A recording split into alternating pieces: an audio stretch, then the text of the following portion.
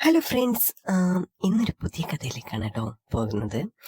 അപ്പോൾ കുറേ നാളായില്ലേ കഥകളൊക്കെ കേട്ടിട്ട്. അപ്പോൾ ഇന്നൊരു പുതിയ കഥയുമായിട്ടാണ് കേട്ടോ ഞാൻ വന്നത്. അപ്പോൾ എല്ലാവരും കഥ കേൾക്കാം. കഥ കേട്ട് എല്ലാവരും സപ്പോർട്ട് ചെയ്യണം കേട്ടോ. നമ്മുടെ ഇന്നത്തെ കഥയിലെ കഥാപാത്രത്തിന്റെ പേരെന്നതും അത് ചോദിച്ചു കഴിഞ്ഞാൽ എബിൻ എന്ന ഒരാളാണ് കേട്ടോ ഇന്നത്തെ കഥാപാത്രത്തിന്റെ പേര്. എബിൻ ഏകദേശം ഒരു 30-32 വയസ്സൊക്കെ കഴിഞ്ഞ ഒരാളാണ്.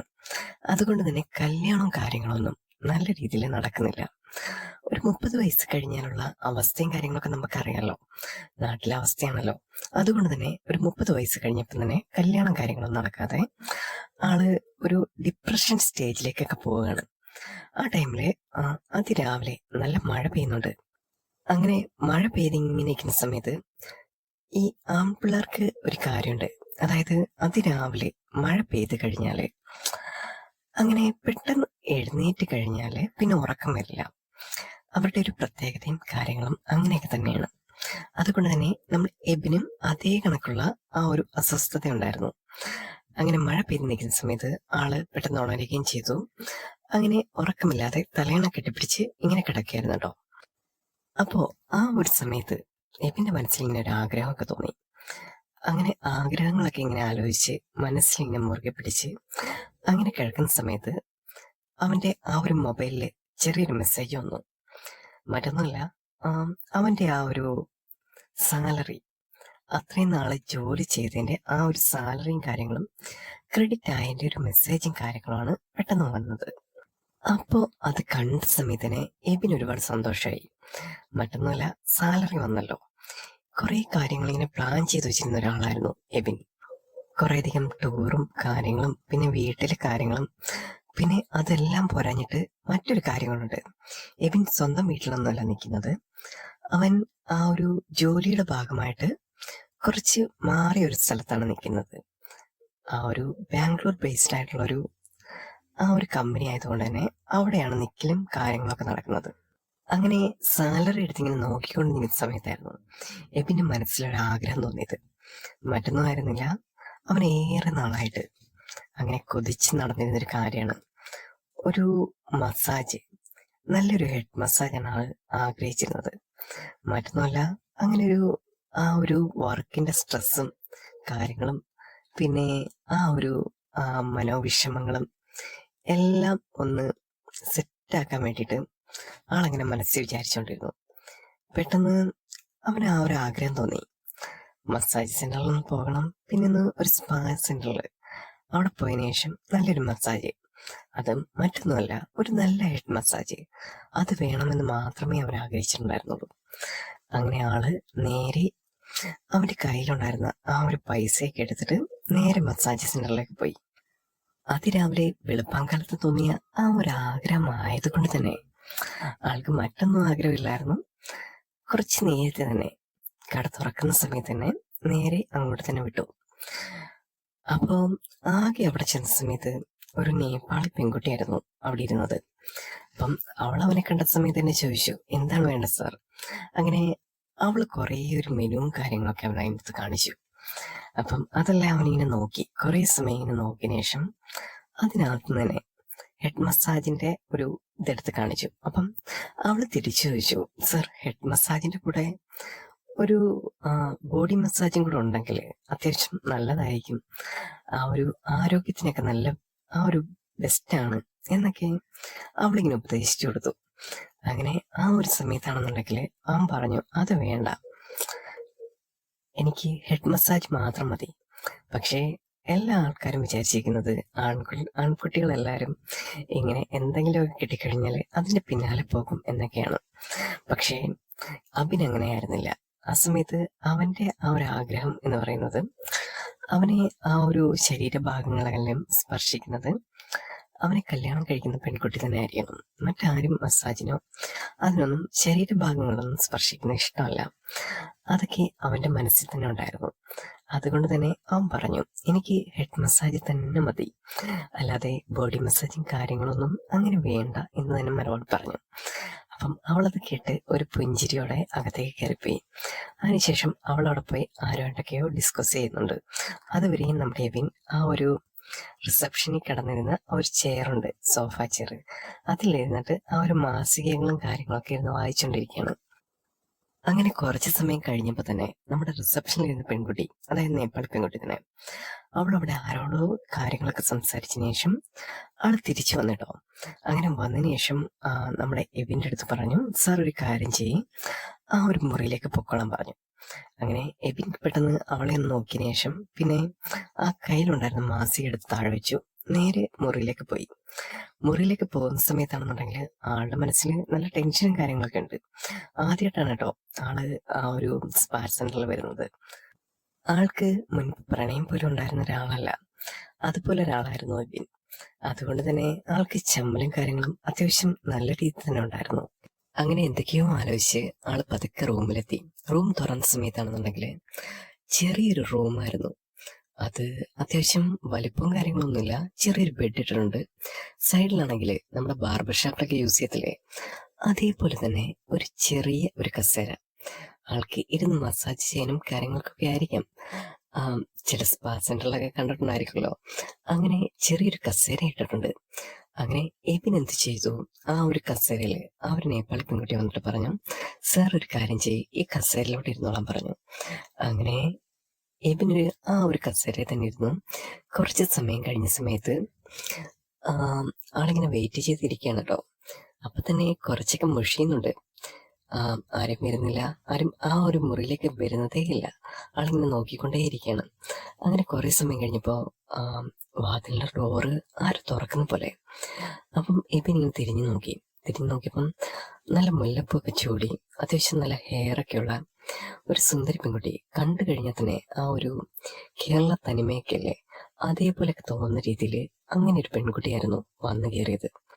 അവളെ കണ്ട സമയത്ത് തന്നെ എബിൻ കുറച്ചു നേരം അങ്ങനെ നോക്കി നിന്ന് പോയി. കാരണം നെറ്റിയിലെ ആ ഒരു ചന്ദനക്കുറി ഇതുവരെയും മാഞ്ഞിട്ടില്ലായിരുന്നു. പിന്നെ ആ ഒരു നല്ലൊരു മാല, അത്യാവശ്യം അട്രാക്റ്റീവായിട്ടുള്ള ആ ഒരു മാലയൊക്കെ കണ്ട സമയത്ത് അവളെ കാണാൻ നല്ലൊരു ചേലുണ്ടായിരുന്നു. അങ്ങനെ എല്ലാം കൊണ്ടും നല്ലൊരു സുന്ദരി കുട്ടി. അതായിരുന്നു അന്നേരം വന്നു കയറിയ ആ ഒരു പെണ്ണിന്റെ സൗന്ദര്യം കാര്യങ്ങളൊക്കെ.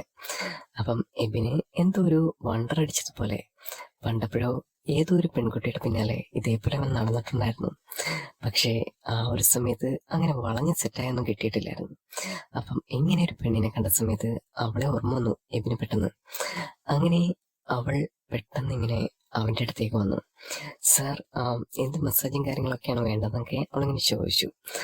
വീണ്ടും ആ സമയത്ത് തന്നെ എബിൻ തിരിച്ച് മറുപടി പറഞ്ഞു, ഞാൻ ഓൾറെഡി അവിടെ പറഞ്ഞിട്ടുണ്ടല്ലോ, റിസപ്ഷനിൽ ഹെഡ് മസാജാണ് എനിക്ക് വേണ്ടത് എന്നൊക്കെ പറഞ്ഞു. സാർ, ഒരു ബോഡി മസാജും കൂടെ എടുക്കുകയാണെന്നുണ്ടെങ്കിൽ അത്യാവശ്യം നല്ലത് തന്നെ ആയിരിക്കും, സാറിന് ചൂസ് ചെയ്യുന്നെങ്കിൽ നല്ലതായിരിക്കും എന്നിങ്ങനെ മറുപടി പറഞ്ഞു.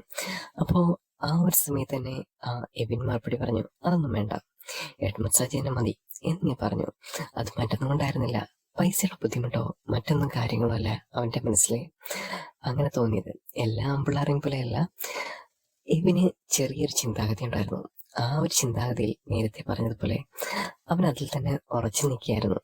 ചോദിച്ച് നിസ്സഹായയായ ആ ഒരു പെൺകുട്ടി എന്തേലും ആകട്ടെ എന്ന് വിചാരിച്ചിട്ട് ഇവന്റെ അടുത്ത് പറഞ്ഞു, നേരെ ആ ഒരു സ്ട്രെയിറ്റ് ആയിട്ട് ഇങ്ങനെ കിടന്നാൽ മതി സാർ, ഞാൻ തല ഹെഡ് മസാജ് നന്നായിട്ട് ചെയ്തുതരാം എന്ന് പറഞ്ഞു. അതിനുശേഷം അവള് ആ ഒരു അലമാരയിലിരുന്ന ഒരു ടവൽ പോലെ സാധനം, അത് അത്യാവശ്യം ആൾക്കാരൊക്കെ യൂസ് ചെയ്തതാണെന്ന് കണ്ടു കഴിഞ്ഞാൽ തന്നെ മനസ്സിലാവും. അങ്ങനെ എടുത്തുകൊണ്ട് വന്നു ആ ഒരു ടവലും കാര്യങ്ങളും എബിന് കൊടുത്തു. മൊത്തത്തില് ആ ഒരു ഓയിലും കാര്യങ്ങളൊക്കെ യൂസ് ചെയ്യുന്ന കാര്യങ്ങളല്ലല്ലോ, അതുകൊണ്ട് തന്നെ മറ്റൊരു ബുദ്ധിമുട്ടുണ്ടാവാതിരിക്കാൻ, ഷർട്ടിലൊന്നും ആവാതിരിക്കാൻ വേണ്ടിയിട്ടാണ് ആ ഒരു ടവല് അവന് കൊടുത്തു. പിന്നെ മസാജിന് മുമ്പ് അവളൊരു ഓയിൽ എടുത്ത് കാണിച്ചു. ഏകദേശം 3 ബോട്ടിൽ ഓയിൽ ഉണ്ടായിരുന്നു അതിനകത്ത് തന്നെ. പെട്ടെന്ന് അവൻ്റെ അടുത്ത് കാണിച്ചതിന് ശേഷം അവൾ ചോദിച്ചു, ഇതിലേത് ഓയിൽ വേണം എന്നുള്ള കാര്യങ്ങളൊക്കെ ചോദിച്ചപ്പോൾ അവൻ എന്തെന്നറിയാതെ കുറെ ഓയിൽസും കാര്യങ്ങളുണ്ടായിരുന്നു. അതിലൊരെണ്ണം ഇങ്ങനെ തൊട്ട് കാണിച്ചു. അപ്പം എബിന് അതിനെപ്പറ്റി വലിയ ധാരണയൊന്നും ഇല്ലാത്ത ഒരാളായിരുന്നു. അതുകൊണ്ട് തന്നെ എന്തെങ്കിലും ആവട്ടെ എന്ന് വിചാരിച്ചിട്ടാണ് ആള് ആ ഒരു ഓയില് ഇങ്ങനെ തൊട്ട് കാണിച്ചത്. അപ്പൊ തന്നെ ഒരു പുഞ്ചിരിയോടെ അവള് ആ ഒരു ഓയിലെടുത്ത് കയ്യിൽ ഇങ്ങനെ പുരട്ടിട്ട് ജസ്റ്റ് ഹെഡിൽ ആ ഒരു ഹെയറിലൊക്കെ ഇങ്ങനെ മസാജ് ചെയ്തു. അതിനുശേഷം എബിന്റെ അടുത്ത് പറഞ്ഞു, ഒന്ന് കണ്ണടച്ചിരിക്കുമോ എന്നിങ്ങനെ ചോദിച്ചു. അപ്പൊ തന്നെ അവൻ കണ്ണുകൾ ഇങ്ങനെ അടച്ചിങ്ങനെയായിരുന്നു. പെട്ടെന്ന് അവള് കൈകളിങ്ങനെ എന്തോ വെച്ച് ഇങ്ങനെ ആ ഒരു കാറ്റില് ചെറിയ രീതിയിൽ അങ്ങോട്ടും ഇങ്ങോട്ടും ആയിക്കുമ്പം ഒരു ശബ്ദം ഉണ്ടാകും. അത് റിലാക്സേഷൻ്റെ ഒരു ശബ്ദമായിരുന്നു. അത് എബിൻ്റെ ആ ഒരു മനസ്സിലും ശരീരത്തിലും ഒക്കെ അങ്ങോട്ട് ചെല്ലാൻ വേണ്ടിയിട്ട് ചെറിയ രീതിയിൽ ഇങ്ങനെ ആ ഒരു ശബ്ദം ഉണ്ടാക്കിക്കൊണ്ടിരുന്നു. കണ്ണുകൾ അടച്ചിരിക്കുന്ന എബിൻ അതിങ്ങനെ ആസ്വദിച്ച് അതിലിങ്ങനെ ലയിച്ചിരുന്നു. ശേഷം അവളിങ്ങനെ പറഞ്ഞു, സർ കണ്ണുകൾ അടച്ചിരുന്നോളൂ എന്ന് പറഞ്ഞ സമയത്ത് അവളുടെ ആ ഒരു പ്രസൻസും കാര്യങ്ങളും അവന് വല്ലാണ്ട് ഇഷ്ടപ്പെട്ടു. ശേഷം ഒരു കൊച്ചു കുട്ടിയെ പോലെ കണ്ണുകൾ അടച്ച് അവൾ തലയിൽ ഇങ്ങനെ എണ്ണ തേച്ച് കൊടുക്കുമ്പോൾ അതില് ഏറ്റവും കൂടുതൽ നല്ല സന്തോഷമായിട്ട് ആ ഒരു ഹാപ്പിനെസ് ഫേസോടെ എബിൻ അങ്ങനെ നോക്കിയിരുന്നു. പെട്ടെന്ന് അവളുടെ വിരലുകൾ എബിന്റെ ആ ഒരു മുടിയിണകൾ കൂടി ഇങ്ങനെ ചലിക്കാൻ തുടങ്ങിയപ്പോൾ എബിൻ മെല്ലെ കണ്ണുകൾ അടച്ചു. കണ്ണുകൾ അടച്ചിരിക്കുന്ന എബിൻ്റെ അടുത്ത് പെട്ടെന്ന് അവളിങ്ങനെ ചോദിച്ചു, സർ ഓക്കെ അല്ലേ, എല്ലാം കുഴപ്പമൊന്നുമില്ലല്ലോ എന്നിങ്ങനെ ചോദിച്ചു. അപ്പോൾ അവൻ തന്നെ മറുപടി പറഞ്ഞു, ഓക്കെയാണ്, അങ്ങനെ തന്നെ ചെയ്തോളൂ എന്ന് മറുപടി പറഞ്ഞു. എബിന് ഒരു കുഞ്ഞു പ്രായത്തിൽ എപ്പോഴോ എങ്ങനെയോ കിട്ടിയ ആ ഒരു സ്പർശനത്തിന്റെ ആ ഒരു രസവും കാര്യങ്ങളെല്ലാം ആ നിമിഷത്തിൽ കിട്ടുന്നുണ്ടായിരുന്നു. അവളുടെ ആ ഒരു വിരലുകൾ എബിന്റെ മുടിയണയിൽ കൂടി ചലിച്ചു തുടങ്ങിയ സമയത്ത് എബിൻ എന്തൊക്കെയോ മനസ്സിൽ തോന്നുന്നുണ്ടായിരുന്നു. അങ്ങനെ പെട്ടെന്ന് തന്നെ അറിയാതെ നമ്മുടെ എബിൻ ഉറങ്ങിപ്പോവുകയായിരുന്നു. കാരണം അത്രത്തോളം എഫക്റ്റീവായിട്ടുള്ള ഒരു മസാജ് ട്രീറ്റ്മെന്റ് ആയിരുന്നു അത്. അതിൽ ഉറങ്ങാത്ത മറ്റാരും കാണില്ല. അങ്ങനെ ആ ഒരു ആദ്യമായി ഇത്രയും വർഷങ്ങൾക്ക് ശേഷം ഒരു പ്രണയം പോലും ഇല്ലാത്ത തനിക്ക് പെട്ടെന്ന് ഇങ്ങനെയൊരു മസാജ് തെറാപ്പിസ്റ്റ് അങ്ങനെ ഒരു ഉണർവ് തരുന്ന സമയത്ത് പെട്ടെന്ന് എബിൻ ആ ഒരു നിദ്രാദേവിയെ നന്നായിട്ട് അനുഗ്രഹിച്ച് അങ്ങനെ കിടന്നുപോയി. പതുക്കെ ആ ഒരു മസാജ് കഴിയുന്ന സമയത്ത് എബിൻ പെട്ടെന്ന് അവളൊന്ന് തോണ്ടി വിളിച്ചു, സർ ഇത് കഴിഞ്ഞാട്ടോ എന്നിങ്ങനെ പറഞ്ഞ സമയത്ത് എബിനെ ചുറ്റും ഇങ്ങനെ നോക്കി. അയ്യോ എല്ലാം കഴിഞ്ഞല്ലോ, നന്നായിട്ടൊന്നും ആസ്വദിക്കാൻ പറ്റിയില്ല എന്നൊക്കെ ഇങ്ങനെ മനസ്സിൽ വിചാരിച്ചു. പെട്ടെന്ന് അവളെ കണ്ട സമയത്ത് തന്നെയാണെന്നുണ്ടെങ്കിലും എബിന് ശരിക്കും ഉറക്കത്തിൽ നിന്നാണോ ഈ ഒരു സ്വപ്നലോകത്ത് നിന്ന് ഇറങ്ങി വന്നതുപോലെ അവനിങ്ങനെ തോന്നി. ഏതാണ് ഈ പെൺകുട്ടി, നല്ല സുന്ദരിയാണല്ലോ എന്നൊക്കെ ഇങ്ങനെ മനസ്സിൽ ഇങ്ങനെ ആലോചിച്ചു. പെട്ടെന്ന് തന്നെ അവന് എന്തെന്നില്ലാത്ത വെപ്രാളങ്ങളൊക്കെ തോന്നി തുടങ്ങി. കയ്യിൽ നിന്ന് കുറച്ച് പൈസ എടുത്തതിനു ശേഷം അവൾക്ക് നേരെ നീട്ടി. എന്നാ ഇത് വെച്ചോളൂ എന്നൊക്കെ അവൾക്ക് നേരെ നീട്ടിയിട്ട് അവൻ പറഞ്ഞു. പെട്ടെന്ന് അവൾ തിരിച്ചു പറഞ്ഞു, സർ ഞാനങ്ങനെ ടിപ്പൊന്നും വാങ്ങിക്കാറില്ല ആരുടെ കയ്യിൽ നിന്നും. അങ്ങനെ അവളിങ്ങനെ പറയുന്ന സമയത്തും എബിനിങ്ങനെ നിർബന്ധിച്ചു, എന്താ ഇത് കൈവച്ചോളൂ എന്നൊക്കെ പറഞ്ഞ് വെപ്രാളത്തിൽ അവനിങ്ങനെ കൊടുക്കാൻ നോക്കുകയാണ്.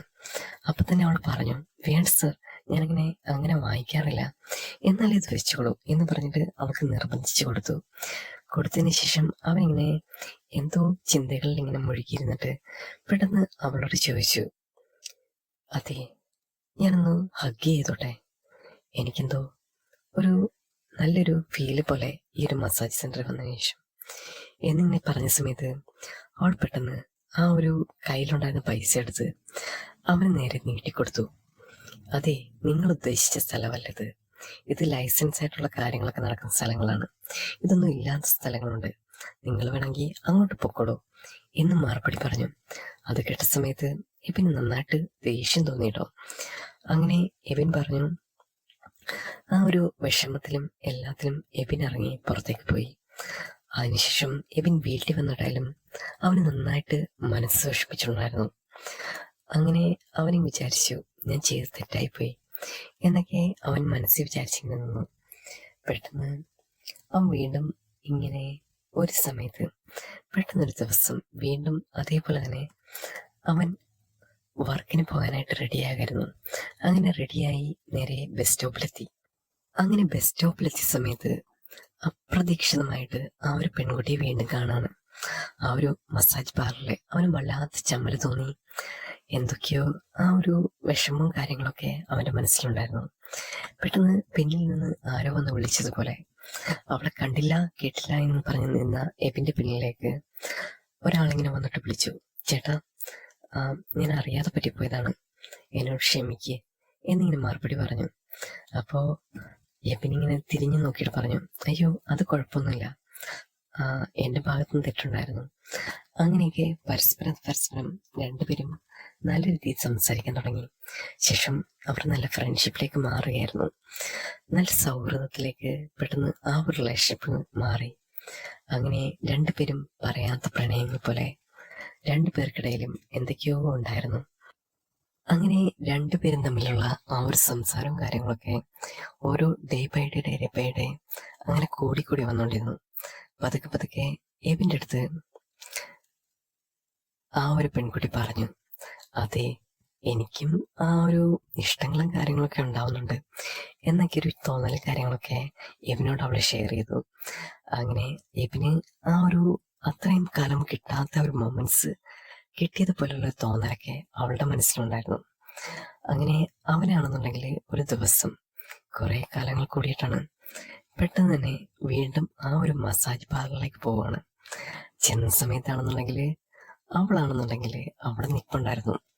ആ സമയത്ത് അത്യാവശ്യം മോഡേൺ ആയിട്ടുള്ള ഡ്രസ്സും കാര്യങ്ങളൊക്കെ ഇട്ട് നിൽക്കുന്ന അവളെ അവനിങ്ങനെ നോക്കിക്കൊണ്ട് നിന്നു. മുൻപ് വന്ന സമയത്ത് നല്ല നാടൻ ഡ്രസ്സായിരുന്നു, കേരള തനിമയുള്ള നല്ല ഡ്രസ്സും കാര്യങ്ങളൊക്കെ, സാരി. അങ്ങനെ ആ ഒരു നാടൻ പെൺകുട്ടിയിൽ നിന്ന് ഒരു മോഡലിലേക്ക് അവൾ മാറിയ സമയത്ത് എബിന്റെ മനസ്സിൽ ഒരു പുഞ്ചിരിയും കാര്യങ്ങളൊക്കെ ഉണ്ടായിരുന്നു. നമുക്കൊക്കെ അവൾ തൻ്റെ പെണ്ണായിരുന്നെങ്കിൽ എന്നൊക്കെ അവൻ്റെ മനസ്സിലൊരു ആഗ്രഹമൊക്കെ അങ്ങനെ തോന്നി തുടങ്ങിയായിരുന്നു. അപ്പോൾ പെട്ടെന്ന് തന്നെ അവിടെ ചെന്ന സമയത്ത് എബിൻ കൈകൾ കൊണ്ടിങ്ങനെ അവളെ ആംഗ്യം കാണിച്ചു. അവളിലേക്ക് ചേരാനാണ് അവൻ ആ സമയത്ത് അവളെ നിർബന്ധിച്ചത്. ആ ഒരു വിളിയില് അത് കേട്ട സമയത്ത് തന്നെ അവളിങ്ങനെ പതുക്കെ അവൻ്റെ അരികിലേക്ക് വന്നു. അങ്ങനെ അവരുടെ പ്രണയങ്ങൾ ആ ഒരു നിമിഷം എന്തോ ഒരു സക്സസ്ഫുള്ളിലേക്ക് പോവുകയായിരുന്നു. അങ്ങനെ രണ്ടുപേരും ചേർന്ന് നിൽക്കുന്ന സമയങ്ങളിൽ എബിന്റെ ചുണ്ടുകൾ പതുക്കെ അവളിലേക്ക് ഒരു നേർത്ത ചുംബനം എന്ന പോലെ പെട്ടെന്ന് അത് പതിയുകയുണ്ടായി. പെട്ടെന്ന് ആ ഒരു നിമിഷത്തിൽ തന്നെ അവൾ അവന്റെ കണ്ണുകളിലേക്ക് നോക്കി. ആ നിമിഷം എന്തോ അവളും അവനും എന്തോ ഒരു ഭയത്തില്, ഒരു ചെറിയ ഭയം എന്ന പോലെ രണ്ടുപേരും നോക്കിക്കൊണ്ട് നിൽക്കുകയായിരുന്നു. ആ ടൈമിൽ തന്നെ എബിനെ ഞാൻ നോക്കി, അവളും നോക്കി എബിനും. അങ്ങനെ രണ്ടുപേരും കണ്ണുകൾ ഒരിമ പോലും വെട്ടാതെ അങ്ങനെ നോക്കിക്കൊണ്ട് നിന്നു. പെട്ടെന്ന് ആ കണ്ണുകളിൽ നോക്കി അവൻ പറഞ്ഞു, എനിക്കൊരു ഹെഡ് മസാജ് വേണം. ആ നിമിഷം എന്തോ അവൾ ആ ഒരു ഉറക്കത്തിൽ നിന്ന് എണീറ്റതുപോലെ, പെട്ടെന്നൊരു സ്വപ്നത്തിൽ നിന്ന് ഉണർന്നതുപോലെ അവൾ കണ്ണുകൾ തുറന്ന് ഒരു എഗ്രി പോലെ ഇങ്ങനെ തലയാട്ടി. ശേഷം ആ ഒരു അവന്റെ മാത്രമായിട്ടുള്ള കസേരയിലേക്ക് അവൾ അവനെ കൊണ്ടുനിന്ന് ഇരുത്തിയ സമയത്ത് തന്നെ അവന്റെ തലയിൽ ചെറിയ രീതിയിൽ ഇങ്ങനെ മസാജ് ചെയ്ത് തുടങ്ങി. അവളുടെ സാമീപ്യവും അവളുടെ പ്രസൻസും അവനത് വല്ലാണ്ട് ആസ്വദിക്കുന്നുണ്ടായിരുന്നു. തനിക്ക് ഇതുവരെ ആരിൽ നിന്ന് കിട്ടാത്തൊരു സാമീപ്യം, ആ ഒരു സ്പർശനം, ആ ഒരു ചൂട് എല്ലാം തനിക്ക് പെട്ടെന്നൊരു പരിചരണം എന്ന പോലെ അവൾ അടുക്കളയിലേക്ക് വരുന്നുണ്ടായിരുന്നു. അങ്ങനെ ആ നിമിഷത്തെ ആ ഒരു മൊമെന്റിനെ തന്നെ അവൻ വല്ലാണ്ട് സ്നേഹിക്കാൻ തുടങ്ങി. ആ നിമിഷത്തിൽ പെട്ടെന്ന് വീണ്ടും ഉറക്കത്തിലേക്ക് അവനെ ക്ഷണിച്ചുകൊണ്ടിരുന്നു. അവളുടെ കൈവിരലുകൾ വീണ്ടും വീണ്ടും അവന്റെ നെറ്റിയിൽ തലോടുമ്പോൾ അവനത് ആസ്വദിച്ചിരുന്നു. കണ്ണുകൾ അടച്ചിരിക്കുന്ന എബിനെ ഒന്ന് നോക്കി ചിരിച്ചു അവളും. കാരണം അവന്റെ കുട്ടിത്തമുള്ള സ്വഭാവവും കാര്യങ്ങളൊക്കെ അവൾക്കും ഇഷ്ടമായിരുന്നു.